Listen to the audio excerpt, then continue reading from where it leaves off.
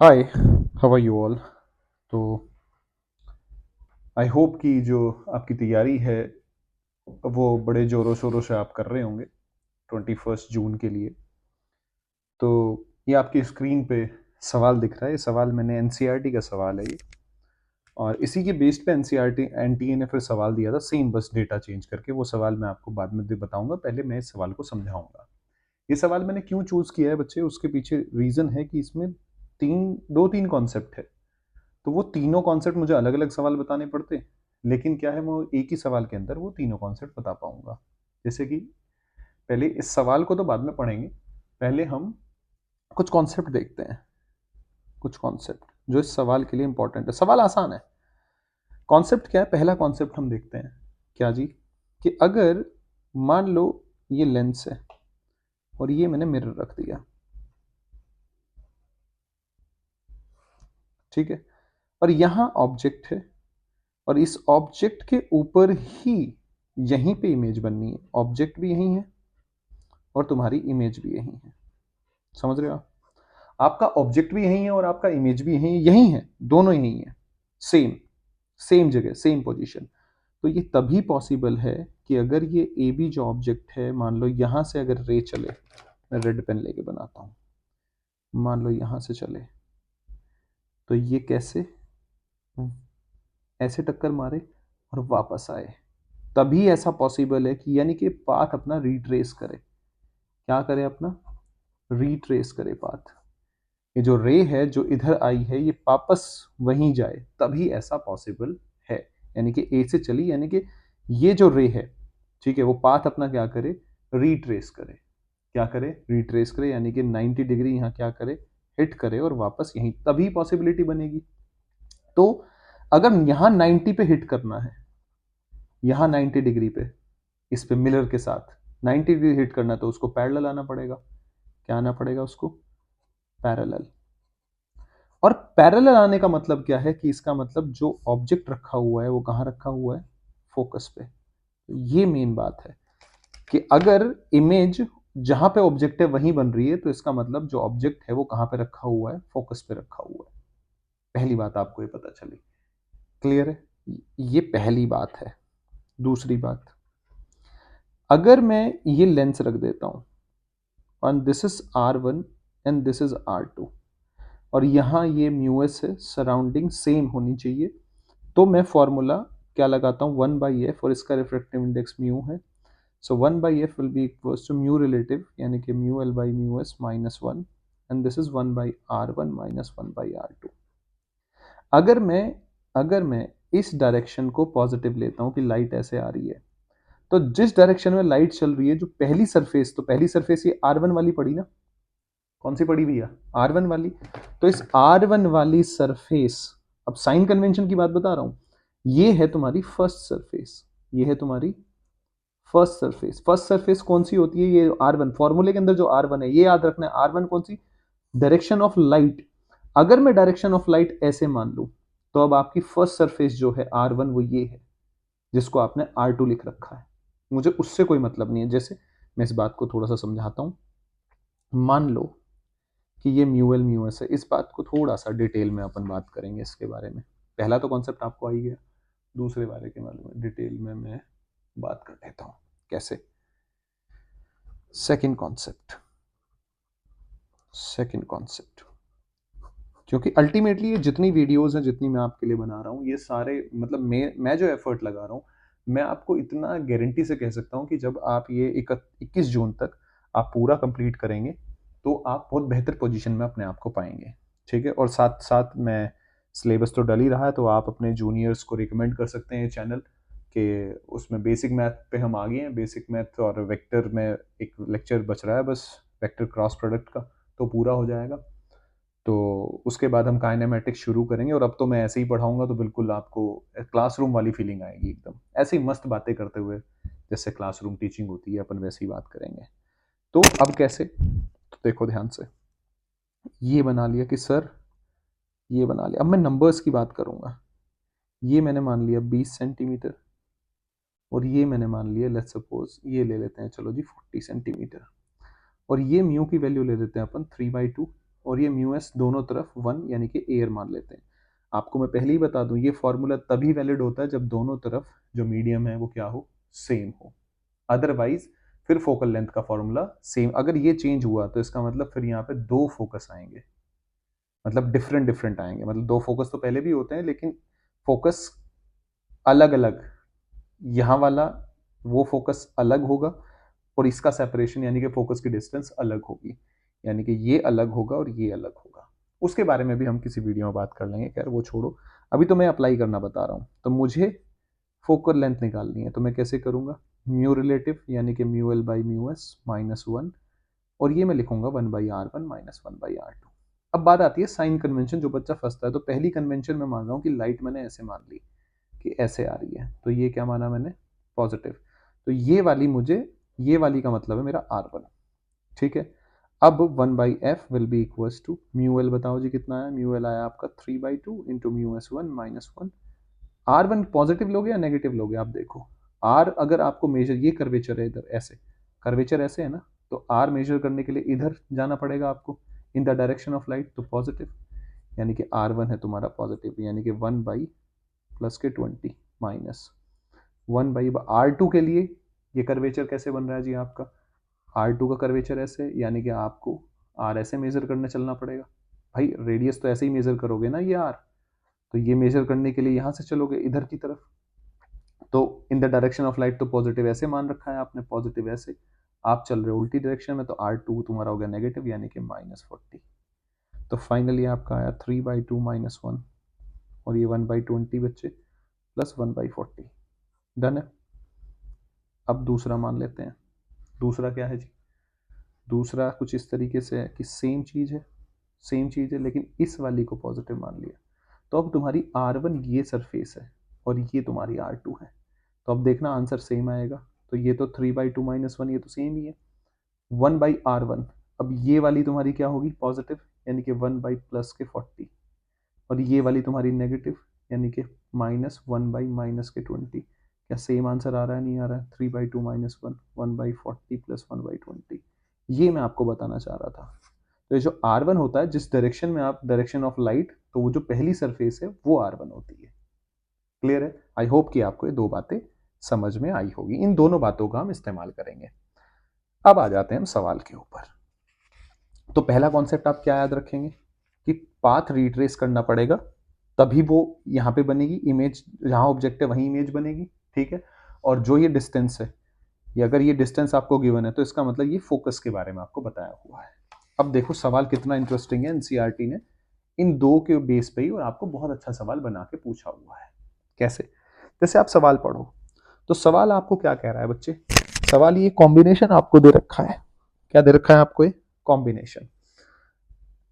Figure 9.37 आपको screen पे दिख रहा होगा, सवाल पढ़ो। 937 shows N equi convex lens, यानी कि रेडियस बराबर है, चलो जी।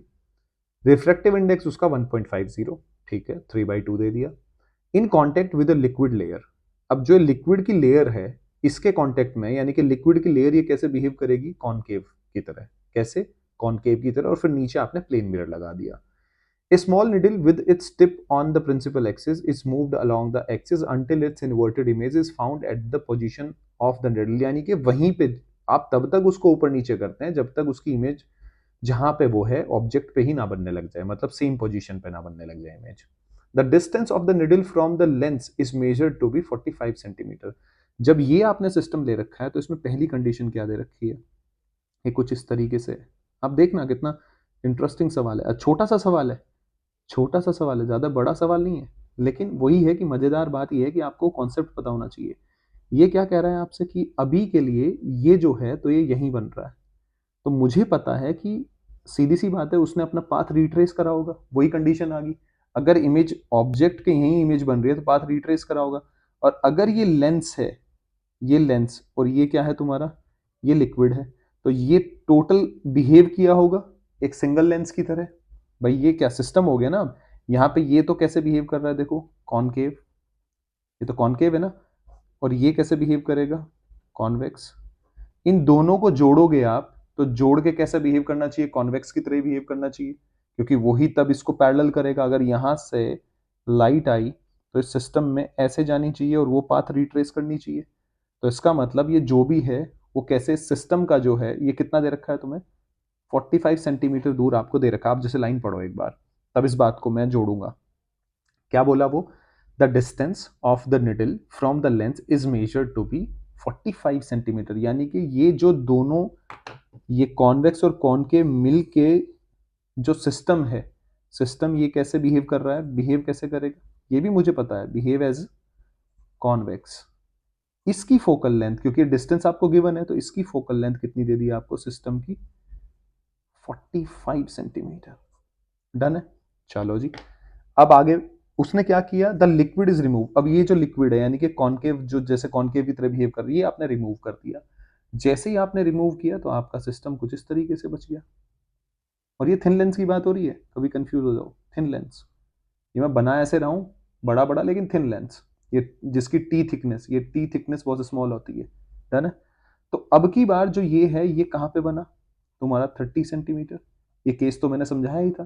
तो इसका मतलब ये किसकी फोकस पे रखा हुआ है, इसके। अब यहाँ तो सिंपल एक ही लेंस है, यानी कि इस लेंथ की फोकस लेंथ दे दी आपको, फोकल लेंथ दे दी कितनी, ये तो कॉन्वेक्स, ये 30 सेंटीमीटर। अब मुझे कॉम्बिनेशन की अगर मैं बात करूं तो मुझे फॉर्मूला पता है, 1/f system will be equal to 1/f lens जो है प्लस 1/f जो लिक्विड वाला लेंस है। अब मुझे 1/f लिक्विड निकालना है, तो क्या करूंगा, 1/f system minus 1/f liquid, यानी कि सिस्टम का कितना है जी तुम्हारा, प्लस के 45 सेंटीमीटर दे रखा है बच्चे। डन है। ठीक है जी। माइनस लेंस का कितना है 30, तो ये कितना हो जाएगा 90, 45 दूनी 90, 30 एलसीएम ले लो, 1/f लिक्विड। सो एफ लिक्विड कितना आ गया तुम्हारे पास, एक माइनस के 90 सेंटीमीटर। एक बात पता चली। अब मुझे क्या निकालना है सवाल के अंदर, what is the refractive index of liquid. अब आपको सब कुछ पता है, आपको पता है एफ लिक्विड, आप समझो, आपको एफ लिक्विड कितना पता है -90 सेंटीमीटर। डन है। यानी कि और तुम्हारा कैसे बिहेव कर रहा है वो, ऐसे, ये आर हो गया तुम्हारा, ऐसे है ना, नीचे वाला लेंस ये अलग से बना लिया मैंने, ये क्या है आर। ठीक है। ऊपर वाला तो लेंस ही है, तो इक्वी कॉन्वेक्स है, तो ये भी आर और ये भी आर। डन है। और ये तुम्हें दे दिया mu which is equals to 3/2 दे रखा है, 1.5 है। और ये म्यू आपको निकालना है। डन है। और ये एफ लेंस कितना है तुम्हारे पास, प्लस के 30 सेंटीमीटर। डन है। तो दो इक्वेशन लिखोगे, दोनों से आ जाएगा आंसर। कैसे, लिखना शुरू करो, 1/f liquid in the direction of light positive, तो ये तुम्हारी क्या आएगी R1, ये वाली सरफेस कौन सी होगी R2। अब आपको R2 और R1 का पता लगना चाहिए। अब R1 के लिए आप इधर चलोगे, देखो, यानी कि म्यू सराउंडिंग तो 1 है, तो टेंशन लेने की जरूरत ही नहीं है, म्यू -1, 1/R1। R1 के लिए आप इधर चलोगे ऑपोजिट डायरेक्शन में, यानी कि -R, -1/R2 तो फ्लैट हो गया, यानी कि इनफाइनेट, यानी कि 1/f लिक्विड। तो ये कितना आ गया तुम्हारा, 1/-90 will be equals to mu -1 into -1/r। तो माइनस से माइनस कट गया, तो ये इक्वेशन आ गई बात। इसके लिए आप लिखोगे 1/f liquid will be equals to mu liquid, यानी कि म्यू एल लेंस -1, क्योंकि डिवाइड बाई म्यू एस होता है, लेकिन म्यू एस तो 1 है, इसलिए मैं उसको ज़्यादा खींच नहीं रहा हूँ बात को। In the direction of light taken as positive, और पहली सरफेस जिधर लाइट चलेगी है R1 और दूसरी R2। अब R1 के लिए रेडियस ऑफ कर्वेचर इधर है, तो again plus R minus R, तो ये कितना हो जाएगा जी 3/2 -1, और ये कितना हो जाएगा 2/r और 1/30। ये इक्वेशन आ गई 2। इक्वेशन 1 और 2 को डिवाइड कर दो, तो 1/2 करोगे तो ये कितना आ जाएगा 30/90 will be equals to mu -1/3/2 -1, 3/2 -1, और ये कितना बनेगा जी 1/r divide by 2/r, r से r कट गया, इम्प्लाइज दैट 30 या 90। तो ये आ गया तुम्हारा, थोड़ा पेन दूसरा यूज कर लें, बहुत देर होगी, इससे लिखते लिखते 1/3 will be equals to mu -1 divide by 3/2 -1, यानी कि 1/2 बचेगा, 2 इधर चला गया ऊपर, इंटू 1/2 कट गया, यानी कि ये कितना हो जाएगा जी तुम्हारे पास, सही तो किया ना मैंने, 1/2 टू, तो ये कितना हो जाएगा तुम्हारे पास, कहीं कैलकुलेशन तो एरर नहीं कर दिया, mu minus one, this divide by किसका किसका डिवीजन किया था मैंने, 1/90, ठीक है, म्यू माइनस वन आ गया, 3/2, 1.5 है ना, -1 0.5 आ गया ना, ठीक है, तो ये 1/2 ऊपर चला गया, 2 ऊपर चला गया, ये इधर आ गया, 2 इधर आ गया, तो ये कितना हो जाएगा जी, म्यू माइनस, हाँ ठीक है, तो आगे कर दो, म्यू -1, तो म्यू कितनी हो जाएगी, मेरे को लगा कैलकुलेशन में कुछ एरर ना हो कर दिया मैंने, आंसर समझ रहे हैं आप, तो यानी कि रिफ्रैक्टिव इंडेक्स की वैल्यू कितनी है आपकी, 4/3। अब आप अपनी स्क्रीन पे जो एनटीए ने सवाल पूछा 2019 9 अप्रैल, आप इस सवाल को पढ़ो, सेम सवाल है टिट्टो। सवाल क्या कह रहा है आपसे कि एक थिन कॉन्वेक्स लेंस है, रिफ्रैक्टिव इंडेक्स दिया, is placed on a mirror, उस पे दिया, when the pin is at A such that O A is equal to 18, यानी कि लेंस दे दिया, एफ एल दे दिया इस बार आपको 18 सेंटीमीटर, ठीक है, फोकल लेंथ ऑफ लेंस दे दिया, it's real inverted image A itself, ठीक है, as shown in figure, when the liquid, अब लिक्विड जब आपने डाला लेंस के और उसके बीच में, तो आपको पिन को कितना 27, यानी कि अब इसमें अगर मैं सीधा सीधा डेटा लूँ मुझसे, सीधा सीधा अपन डेटा लेते हैं, सीधा सीधा लेते हैं, यानी कि आपको पढ़ते ही, अब ये बात आपको पढ़ते ही समझ में आनी चाहिए कि वो फोकल लेंथ के बारे में, अब यह बार बार आप इस चीज को नहीं, अब मैं पूरा समझाया आपको, तो एफ एल कितना हो गया, आप सीधा सीधा 18 सेंटीमीटर, ठीक है, लेंस के बारे में दे दिया आपको, फिर आपको उसने सिस्टम का दे दिया कितना 27 सेंटीमीटर, तो आप एफ लिक्विड निकाल लेंगे यहाँ से, अगेन सेम प्रोसेस, दो इक्वेशन लिखेंगे, आपका आंसर आ जाएगा। आई होप कि आपको समझ में आ रहा है, सेम सवाल रिपीट किया है, तो इसलिए सवाल थोड़ा सा इंपॉर्टेंट हो जाता है, लेकिन इसमें जो कॉन्सेप्ट है मैं फिर बताऊंगा कि ये दो कॉन्सेप्ट बड़े इंपॉर्टेंट है।